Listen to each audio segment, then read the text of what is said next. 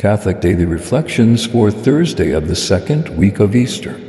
Today's reflection is entitled, The Meaning of Love.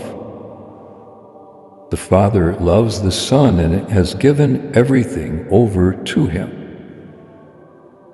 It's interesting to note that the words of today's Gospel appear to be from St. John the Baptist, since they come within the context of his testimony to Jesus.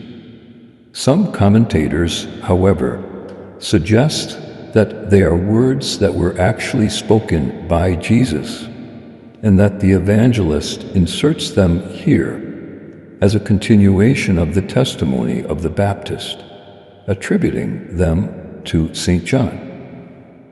Regardless of who actually spoke these words, the line quoted above gives us much to reflect upon, in that it gives us insight into the very meaning and practice of true love. What is love? Is it a feeling, an emotion, a drive or a desire for something or someone? Of course, the secular understanding of love is much different than a divine understanding of love. Oftentimes, the secular view of love is more self-centered. To love someone or something is to want to possess that person or object. Love, from a secular view, focuses upon the attraction and desire. But true love, from a divine perspective, is very different. The line quoted above tells us two things. First, we are told that the Father loves the Son. But then we are given a definition of that love. We are told that love in this case results in the Father giving everything over to the Son. When we consider the word everything in this passage, it is clear that this can only refer to the Father giving himself to the Son in totality. Within the life of the Father, everything means his very essence, his being, his personhood, his whole divine self. The Father does not say, I want. Rather, the Father says, I give. And the Son receives all that the Father is.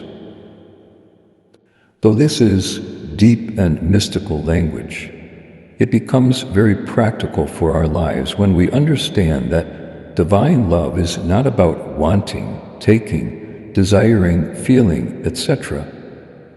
Divine love is about giving. It's about the giving of oneself to another. It's not just about giving some of yourself away. It's about giving everything away. If the Father gave everything to the Son, does that mean that the Father has nothing left? Certainly not.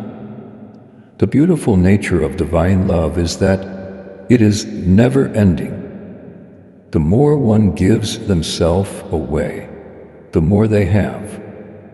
Thus, the gift of the life of the Father to the Son is infinite and eternal. The Father never ceases to give, and the Son never ceases to receive. And the more the Father gives himself to the Son, the more the Father becomes the essence of love itself. The same is true in our lives.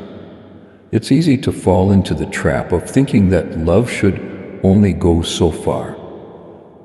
But if we are to strive to imitate and participate in the love the Father has for the Son, then we must also understand that love is about giving, not receiving, and that the giving must be a gift of everything, holding nothing back.